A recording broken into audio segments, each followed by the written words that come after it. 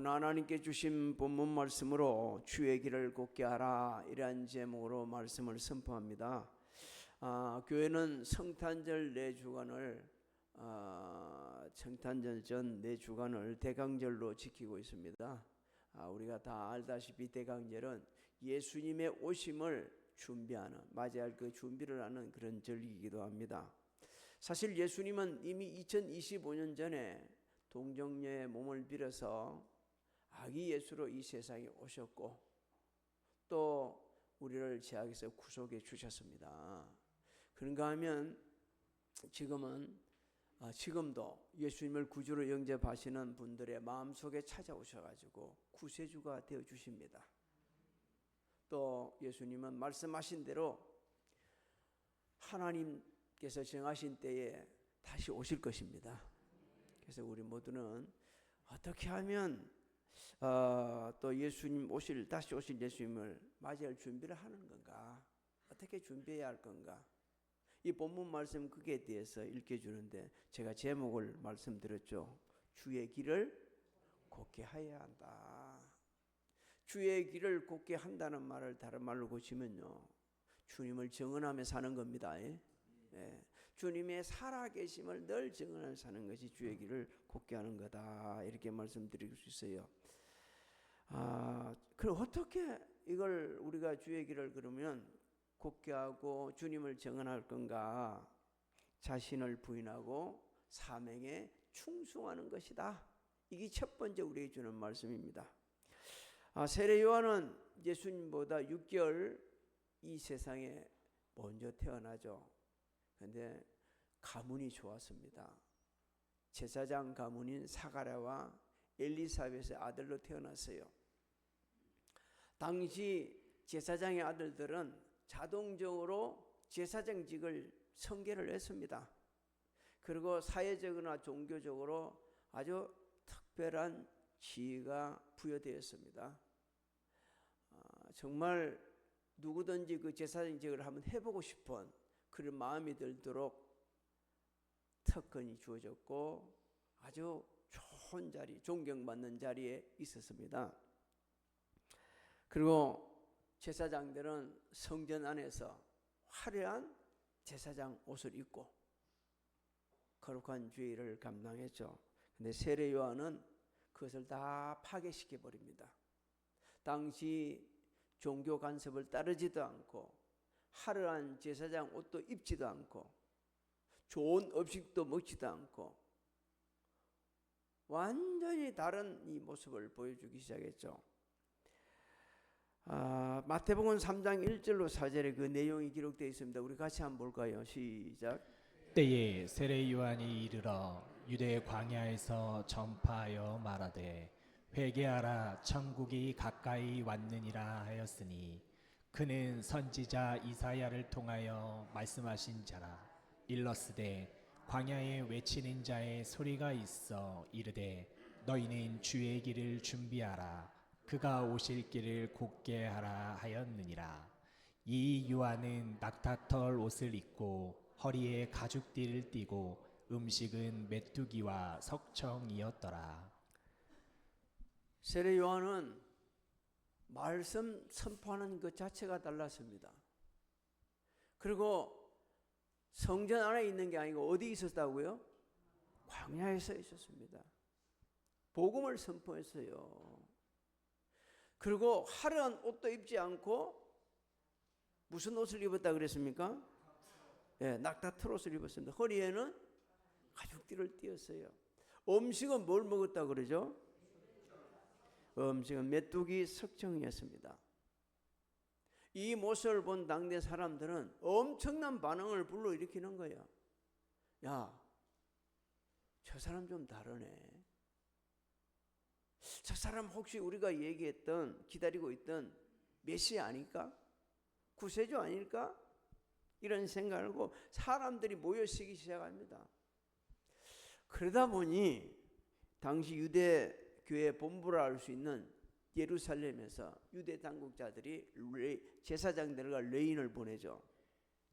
대간절 세례 요한은 어떤 사람인지 좀 알아보고 오라. 19절로 20절을 한번 읽어볼까요? 시작. 유대인들이 예루살렘에서 제사장들과 레위인들을 요한에게 보내어 내가 누구냐 물을 때에 요한이 증언이 이러하니라.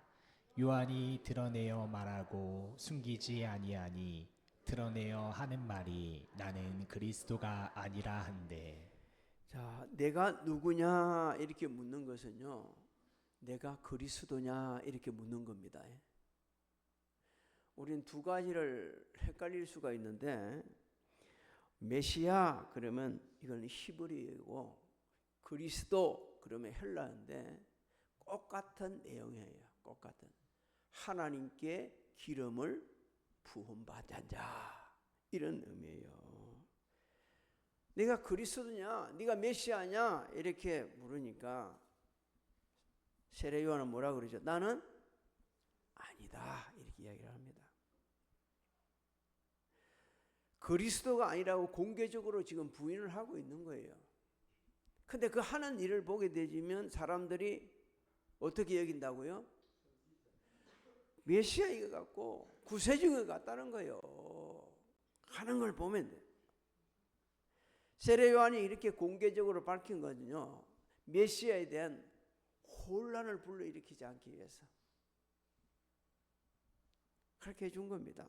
또 한편으로는요, 자신의 사명에 충성하는 거예요. 자신은 메시아가 아니고 누구를 증언해야 됩니까? 예수님을 증언해야 되기 때문에. 21절부터 22절을 한번 읽어볼까요? 시작. 또 묻되 그러면 누구냐 내가 엘리야냐 이르되 나는 아니라. 또 묻되 내가 그 선지자냐 대답하되 아니라. 또 말하되 누구냐 우리를 보낸 이들에게 대답하게 하라. 너는 내게 대하여 무엇이라 하느냐. 당시 예루살렘에 파견된 그 제사장과 레위인들이 첫 번째 질문이 뭐였죠? 그리스도냐 물어보니까 아니다. 그러면 네가 엘리야냐 묻고 있죠. 이 엘리야로 물은 이유가 있습니다. 하나님께서 말라기 선지자를 통해 가지고 메시아 시대가 도래되기 전에 엘리야를 보내줄 거다 말씀하셨거든요. 말라기 4장 5절 6절을 한번 읽어볼까요? 시작. 보라 여호와의 크고 두려운 날이 이르기 전에 내가 선지자 엘리야를 너희에게 보내리니 그가 아버지의 마음을 자녀에게로 돌이키게 하고 자녀들의 마음을 그들의 아버지에게로 돌이키게 하리라. 돌이키지 아니하면 두렵건대 내가 와서 저주로 그 땅을 칠까 하노라 하시니라. 말라기 선지자를 통해 하신 말씀을 참고를 해서 너 그럼 엘리야냐 이렇게 질문을 한 거죠. 세례 요한은 말라기 선지자가 예언한 엘리야가 아닙니다. 아니지만 메시아의 도래를 대비하여서 외친 자의 소리이기 때문에 지금 소리로서 사명을 감당하고 있기 때문에 사실상 엘리야의 직무를 감당하고 있는 중입니다. 그 다음에 또 질문을 했어요. 네가 뭐라 묻죠? 네가 선지자냐 묻죠. 이건 또 이유가 있습니다. 모세가 나 같은 선지자를 하나님께서 하나 세우실 것이다. 그리 얘기했거든요. 그들은 생각하기를 모세 같은 선지자가 나타난다면 그건 틀림없이 메시아일 거다. 이렇게 생각을 했습니다. 신명기 18장 15절도 한번 우리 같이 읽어볼까요? 시작.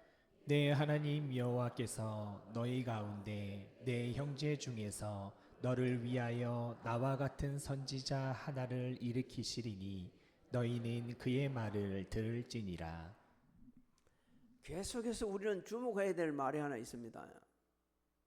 그 제사장과 레위인들이 계속해서 세례 요한하고 보고 너 그리스도냐 엘리야냐 선지자냐 계속해서 반문해서 묻는 거는요, 당시 유대인들이 정말 메시아를 기다리고 있었다는 겁니다.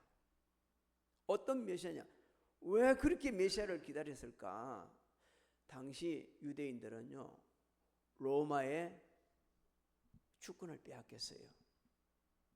경제적인 수탈을 당했어요. 너무너무 힘들었습니다. 우리나라도 일본의 주권을 빼앗긴 적이 있습니다. 너무 힘들었잖아요. 우리 조상들은 너무 힘들었습니다, 그때.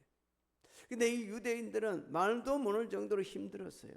그래서 그들은 기다렸습니다. 야, 로마 압박에서 완전히 해방시켜 주실 강력한 리더십을 가진 정치적 메시아를 기다린 거죠. 그리고 유대 군대를 강력하게 아주 만들어서 세계 모든 군대를 정복할 수 있는 그런 강력한 지도자를 기다린 겁니다. 또 영적으로는요, 하나님께서 직접 위대한 지도자를 보내주셔가지고 그야말로 막 세상의 모든 의를 갖다 펼쳐갈 수 있는 초자연적인 그런 지도자를 보내주기를 간절히 바라고 있었어요. 그런데 때마침 누가 그런 일을 하고 있는 것 같아요? 세례 요한이 하는 거 보니까 정말 그런 분 같은 거예요. 그래서 계속 묻은 겁니다. 그런데 세례 요한은 자신은 아니라고 계속 부인을 하죠. 23절을 한번 읽어봅니다. 시작. 이르되 나는 선지자 이사야의 말과 같이 주의 길을 곧게 하라고 광야에서 외치는 자의 소리로라 하니라. 자, 세례 요한이 선지자 이사야의 말을 인용을 하고 있잖아요. 왜 그랬습니까? 당시 대제사장들과 레위인들이 성경 말씀을 가지고 자꾸 자기를 보고 너 엘리야냐? 선지자냐? 이렇게 물었으니까 말씀을 가지고 대답을 해주는 겁니다. 말씀으로. 여러분, 말씀을 가지고 말씀을 풀어갈 때가 은혜가 됩니다. 그래야 돼요. 말씀을 희한하게 붙잡고 되지면 딴 길로 가는 거예요. 말씀으로 풀어갈 때 은혜가 되고 이해가 빨라집니다. 세례 요한이 나는 이사야 선지자가 예언한 것처럼 제일 처음에 뭐라고 그러죠? 주의 길을 곧게 하라고 광야에서 외치는 자의 소리밖에 아니다. 그렇습니다. 이걸 받고 말씀드리면요, 예수님의 사역의 대로가 열려지도록 자기는 돕는 손길밖에 아니다. 내가 무슨 그리스도 구세주이냐? 아니라는 거예요. 아니라 그는 자기를 부인하고 자기 사명에 지금 충성을 다하고 있는 겁니다. 여러분, 주의 길을 곧게 하는 자들은요, 자기를 부인해야 됩니다. 자꾸 자기를 드러내면 안 되는 거예요. 자기 일이 먼저면 주님을 따를 수가 없습니다. 주님이 말씀하셨어요. 나를 따르려면 자기를 뭐 하라고 그랬어요? 부인을 해야 된다고 그랬습니다. 우리는 자기 부인을 잘못 오해를 하고 있는데 모든 삶의 현장에서 1순위가 누가 돼야 된다고요? 예수 그리스도가 돼야 된다는 말입니다. 자기 의견을 내려놓고 자기 생각을 내려놓고 자기 뜻을 내려놓고 하나님의 뜻을 따라 행하는 그것이 주의 길을 곧게 하는 것이고, 그게 자신을 부인하는 것이고 예수님을 따르는 겁니다. 마가복음 8장 34절을 한번 읽어볼까요? 시작. 무리와 제자들을 불러 이르시되 누구든지 나를 따라오려거든 자기를 부인하고 자기 십자가를 지고 나를 따를 것이니라. 사랑하는 성도 여러분, 자기를 부인하지 않으면 예수님을 따를 수 없습니다. 주의 일을 할 수 없어요. 왜? 내 삶이 항상 우선순위인데 어떻게 주님을 따를 수가 있겠어요? 근데 세례 요한은 자신이 군주가 되고 대통령이 될 수도 있고 메시아라처 흉내를 낼 수 있는 그 위치에서도 자신을 부인합니다. 그리고 누구를 드러내죠? 예수님을 계속 드러내고 있습니다. 이 모습이 바로 오늘 우리에게 이렇게 말씀해 주는 거예요. 너희들도 세례 요한처럼 그렇게 살면 그것이 바로 주의 길을 예배하는 것이 되고 주님 오심을 기다리는 것이 된다라고 준비하는 것이, 만날 준비를 하는 것이라고 말씀하는 거죠. 두 번째로 예수님만 높이라고 말씀합니다. 유대 당국자들은 세례 요한이 그리스도 아니다, 엘리야도 아니다, 선지자도 아니다 하면서 너 왜 그러면 세례는 주냐? 세례 주면 안 되는 거지. 이 사람들은 어떻게 생각하냐? 세례를 주는 것을 이렇게 생각했어요. 아니, 제가 그러면 그리스도는 아니고 엘리야도 아니고 선지자도 아닌데 세례를 준다? 그러면 새로운 종교를 창조를 하네. 새로운 종교를 지금 또 창시를 하네. 그렇다면 우리가 큰일 나게 생겼네. 왜? 사람들이 하도 모이니까. 유대교가 이제 이는 큰일 나게 생겼다. 그래서 아주 다부치게 물어보는 거예요. 또 특히 그들이 그렇게 질문한 이유가 있습니다. 유대인들은 할례는 받았지만 세례는 안 받았어요. 받아본 적도 없어요. 언제나 자기들은 이렇게 생각합니다. 우리는 선택된 민족이기 때문에 하나님이 우리가 어떻게 살든 어떤 모습을 취하든 하나님은 받아줄 것이다. 그리고 우리는 하나님이 선택했기 때문에 정결한 백성이다. 늘 이런 생각을 갖고 있었죠. 근데 예수님이 파괴시켰습니다. 나더러 주여 주여 천국 들어가는 게 아니고 뭐라고 그랬죠? 아버지의 뜻대로 행하는 자. 아버지의 뜻대로 행하는 자가 천국에 들어간다고 말씀하셨습니다. 세상에 높은 지위가 있다고 천국 가는 게 아니에요. 수십 년 교회 다녔다고 천국 들어가는 게 아니요. 예수님을 구주로 영접하고 하나님의 뜻대로 행하는 자만이 어디에 갈 수 있어요? 천국 갈 수 있다고 우리 주님이 말씀하셨습니다. 세례 요한은 그 제사장들과 레인들이 계속 자기한테 질문하는 걸 들으면서 이 사람들 진짜 못 깨닫네.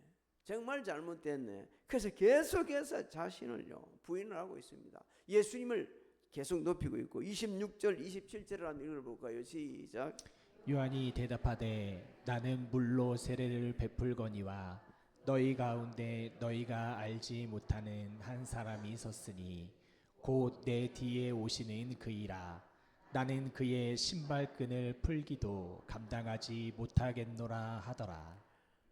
자, 예수님을 소개하시면서 자신은 원래 이 종들이 신발끈을 주인의 신발끈을 풀어주고 묶고 이랬는데 당시 그런 시대가 있었어요. 지금은 그리하면 큰일 납니다. 큰일 나요. 비가 와도 우산을 누가 들어야 돼요? 자기가 들어야 돼요. 자기가 들어야 돼요. 옆에 수행 비서라고 들어주고 이렇게 하면 큰일 납니다. 자기가 들어야 돼요. 그때는 그렇게 신발끈을 풀어주세요. 그런데 세례 요한이 말합니다. 나는 종들이 하는 그분의 신발끈도 풀 수 없는 하찮은 존재다. 그러면서 주님은 아주 오래전에 만세전에 계신 위대하신 분임을 갖다가 이렇게 높이고 있습니다. 근데 하나님께서는요 우리에게 중요한 말씀을 한번 주십니다. 제가 사실 이 오늘 말씀을 전하면서 가장 중요히 여겼던 말씀, 그리고 제가 말씀을 준비하면서 너무너무 많이 깨닫고 회개하고 감사했던 말씀이 28절입니다. 여러분 28절을 우리 같이 한번 읽어봅니다. 시작. 이 일은 요한이 세례 베풀던 곳 요단강 건너편 베다니에서 일어난 일이니라. 이 베다니란 말은요 나루트를 얘기합니다. 그리고 가난한 사람들 뭐 이런 의미도 같이 있어요. 자, 그곳이 어디라고 우리 주님이 말씀하고 있죠? 베다니에서 일어났다. 요단강 건너편 베다니에 일어난 장소를 얘기해 주죠. 왜 장소를 얘기해 줍니까? 자, 세례 요한은 자신에게 세례받기 위해서 사람들이 구름대처럼 모여드는 그곳에서 자신을 부인합니다. 누구만 높이죠? 예수님만 높으셨어요. 또 유대 당국자들이 대제사장들과 레인들을 보내가지고 당신이 그리스도이 아니요 이렇게 묻는, 그 사람들 앞에서 공개적으로 묻는 그런 상황에서도 자신을 부인하고 누구 높입니까? 예수님을 높이셨어요. 당시 세례 요한이 마음만 먹기만 먹었다 그러면 유대 국민들로부터 추앙을 받는 대단한 군주가 될 수 있는 기회였습니다. 요즘 말로 고치면 그냥 하루아침에 대통령이 되는 거예요. 투표할 필요도 없습니다. 무조건 되는 거예요. 무조건 될 수 있는 그런 기회. 유대인들의 마음을 충족시켜주고 고대하던 메시아인 것처럼 행세를 하면서 진짜 화려하게 인생을 살 수 있는 그런 기회였어요. 그런데도 세례 요한은 부인을 합니다. 나 그리스도 아니야. 그분에 비하면 나는 너무 하찮은 존재야. 신발끈도 풀 수 없는 사람이요. 그러면서 예수님을 이렇게 높이는 겁니다. 오늘날 대부분의 사람들의 모습은 어떻습니까? 자신을 높이라고 그래요. 자신을 드러내고 싶어 해요. 남보다 요만큼만 더 잘하는 게 있으면 그것을 부각시키려고 그래요. 자신이 대단한 존재인처럼 생각하고 세례 요한처럼 이런 기회가 오기를 갖다가 수단과 방법을 가리지 않고 사람들을 찾고 있습니다. 근데 하나님께서는 오늘 우리에게 말씀하십니다. 네한테 세례 요한의 모습이 있냐? 네가 틀림없이 현실적인 상황을 봤을 때 정말 출세할 수 있고 대단한 위치에 오를 수 있고 대통령도 될 수 있고 국회의원도 될 수 있고 이런 자리에서 너는 네 자신을 포기하면서 예수님을 정언할 수 있냐? 좀 더 실질적인 얘기를 좀 합시다. 권세 앞에서 예수님 정언하고 돈 앞에서 예수님 정언하고 어느 곳에서나 예수님을 정언하고 네 자신을 낮출 수가 있냐? 하나님께 우리에게 묻습니다. 한 해 동안 너 어떻게 살아왔냐고 묻는 거 있는 거예요. 네 모든 삶의 현장에서 정말 예수님을 높이고 정언해줘. 어떻게 정언했냐? 너 드러내려고 하지 않았냐? 네 잘 먹고 잘 살라고 발버둥 치지 않았냐? 주의 사랑 한 번이라도 실천해봤냐고 하나님께서 우리에게 말씀하고 있는 거예요. 우리 다시 한번 돌아갑시다. 세례 요한은요, 앞으로 돌아가면 세례 요한은 대제사장의 아들이요. 대제사장이 될 수 있어요. 광야에 고생할 필요 하나도 없어요. 화려한 옷을 입고 그 성전 안에서 호화호식하면서 살 수 있고 건세 부리며 살 수 있었어요. 그런데 하나님께서 이사야 선지자를 통해서 뭐라고 말씀하셨기 때문에 너는 주의 길을 곱게 하라고 광야에서 외치는 자의 소리라는 이 사명을 받았기 때문에 그 하나님 주신 사명에 충성을 다한 거예요. 세상에서 주는 여러 가지 공직이라든지 어떤 직분들이 있죠. 물론 그런 것도 우리 성도들이 받아야 됩니다. 그런 일도 해야 합니다. 해야 되는데 그런 모든 직분, 그런 공직을 통해서 자신만 드러내는 게 아니고 예수님을 드러내야 합니다. 예수님을 드러내는 게 여러 가지 방법이 있죠. 예수 믿으세요. 그래 안 해도 되는 거예요. 꼭 그렇게 안 해도 됩니다. 내가 그런 위치에 있다 그러면 그 위치를 선용해 가지고 낮은 데로 임하신 예수 그리스도처럼 낮은 자들을 위치에 있고 정말 도와야 될 사람이 있고 그런 사람들이라면 돕는 겁니다. 주의 사랑을 실천하는 거예요. 그것이 복음 되는 거예요. 이번에 그 영성대 가지고 오신 분 목사님 중에 한 분이 김문원 목사님이라는 분이 부산에 있는 목사님 계시는데 이렇게 이야기합니다. 설교를 하면서 자기 살아온 과정을 쭉 이야기하면서 자신의 집엔 행편도 없고 너무 힘들고 그대로 자랐으면 깡패밖에 안 될 사람이고 이런저런 얘기를 쭉 얘기를 하면서 그러니까 하나님 은혜로 이렇게 목회자가 됐다고 쭉 얘기를 하더라고요. 하면서 하는 얘기가 이랬어요. 자기 이제 교회를 여러 군데 이제 세워놨는데 한 번은 그 교회 그 동네 그 교회 이제 주차장 관리하는 집사님이 보따리를 이만한 걸 가져왔더라고요. 그 보따리를 이렇게 가서 이 풀러 보니까 그 안에 금이 저 뭐고 요런 거 이 뭐라고 그러죠? 금 이런 거? 몰라 나 몰라 그거 없으니까 나 안 만져본지도 안 해서 요거 2개 그리고 돈이 8천만 원 들어가 있더라는 거예요. 그 왜 이거 받지 않냐 하니까 우선 할머니가 가면서 주고 갔다는 거예요. 근데 할머니가 나중에 알아보니까 아들이 죽었대요. 먼저 어릴 때. 그래서 죽었는데 뭐 그러고 나서 자기 혼자 열심히 살면서 돈을 모아가지고 이제 자신이 죽으려고 요양으로 요양원 가면 우리 모두 다 어떻게 생각하죠? 말도 알아네. 지금 요양원 들어가는 순간이 뭐 하러 가는 거예요? 가지마.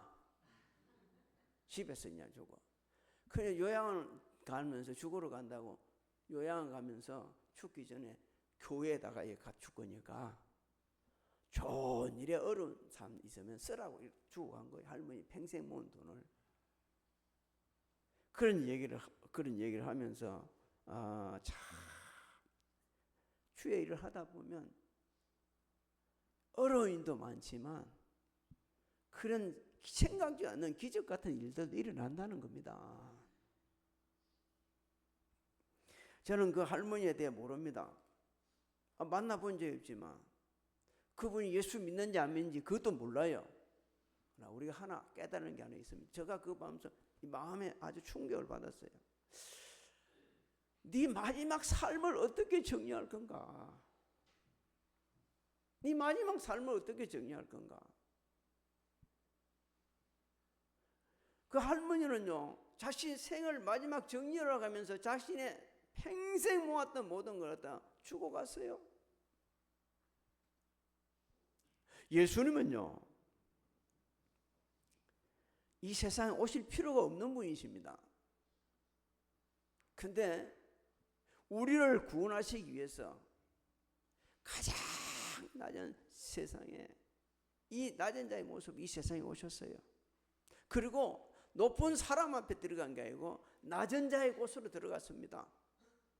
그리고 죽으시기 복종하셔가지고 우리를 죄에서 구속해 주셨어요. 한 해 동안 한번 돌아보게 보십시오. 그 은혜와 사랑을 기억하며 살았는지 아니면 그건 다 잊어버리고 말이에요. 자신만을 위해서 살아가지는 않았는지 내 삶의 현장을 통해 가지고 예수님이 한 번이나 드러난 적이 있는지 하나님의 살아계심이 역사하심이 성령의 역사하심이 한 번이나 나타난 적이 있는지 한번 살펴봐야 됩니다. 얼마든지 출세하는 자리에서도 나 아니요. 얼마든지 유대 대통령이 될 수 있는 자리에서 나 아니요.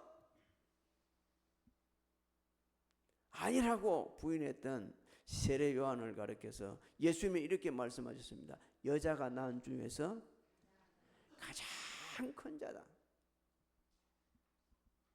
여자가 낳은 자 중에서 가장 큰 자다. 순교를 당했거든요. 세상 잘못되는 걸 보고 당신 그렇게 살면 안 되지. 그렇게 서서히 시풀했던 당시 잘못되어가는 사람을 보고 권세자 보고 당신 그렇게 살면 안 되지라고 얘기했다가 순교를 당했습니다. 그런데 예수님은 그 세례 요한을 갖다가 가장 큰 자라고 말씀해 주셨습니다. 하나님께서는 오늘날도 세례 요한 같은 사람들을 찾고 계십니다. 자신을 부인하면서 예수님을 증언하고 주의 사랑을 실천할 수 있는 이 겸손한 자, 그런 사람을 높이시려고 찾고 계세요. 제가 얘기하는 게 아니고 하나님이 베드로 사도를 통해서 말씀을 하셨습니다. 베드로전서 5장 6절로 7절을 한번 읽어볼까요? 시작. 젊은 자들아 이와 같이 장로들에게 순종하고 다 서로 겸손으로 허리를 동이라. 하나님은 교만한 자를 대적하시되 겸손한 자들에게는 은혜를 주시느니라. 그러므로 하나님의 능하신 손 아래에서 겸손하라. 때가 되면 너희를 높이시리라. 우리 남은 인생은 또 올 한 해, 그래 앞으로 남은 삶은 세례 요한같이 우리 자신을 낮추시고 어느 곳에서나 예수 그리스도를 증언할 수 있는 자 여러분들이 되시기를 주님의 이름으로 소망합니다. 소망합니다. 지금은 우리 주 예수 그리스도의 은혜와 하나님 아버지의 만가하신 사랑하신가 성령님의 감화감동 교통 내주 역사하심이 오늘 예배드리는 사랑하는 성도들 무리예와 가정, 직장, 사업장 자녀들 진행하는 일들 우리 교회 대한민국 위에 지금으로부터 영원토록 함께 하실지어다.